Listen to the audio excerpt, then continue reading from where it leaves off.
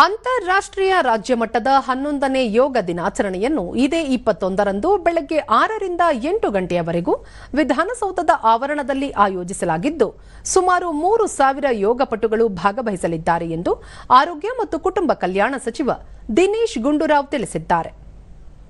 ಸುದ್ದಿಗೋಷ್ಠಿಯಲ್ಲಿಂದು ಅವರು ಕೇಂದ್ರ ಸರ್ಕಾರದ ಯೋಗ ಶಿಷ್ಟಾಚಾರದ ಅನುಸಾರ ಕಾರ್ಯಕ್ರಮ ಆಯೋಜಿಸಲಾಗಿದೆ.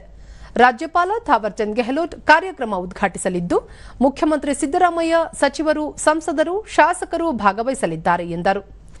ಒಂದು ಭೂಮಿ ಒಂದು ಆರೋಗ್ಯಕ್ಕಾಗಿ ಯೋಗ ಎಂಬ ವಿಶಾಲ ದೃಷ್ಟಿಕೋನ ಎನ್ನುವ ಯೋಗ ದಿನಾಚರಣೆ ಆಯೋಜಿಸಲಾಗುತ್ತಿದೆ. ರಾಜ್ಯಾದ್ಯಂತ 300ಕ್ಕೂ ಹೆಚ್ಚು ಆಯುಷ್ ಕೇಂದ್ರಗಳಲ್ಲಿ ಯೋಗ ಸಂಗಮ ಆಯೋಜಿಸಲಾಗಿದೆ.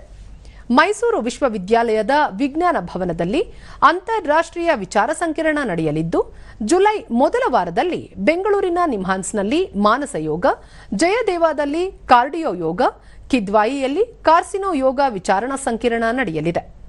ಈಗಾಗಲೇ 5 ಲಕ್ಷ ಜನರಿಗೆ ಯೋಗ ಪ್ರೋಟೋಕಾಲ್ ಹೇಳಿಕೊಡಲಾಗಿದೆ ಎಂದು ತಿಳಿಸಿದರು.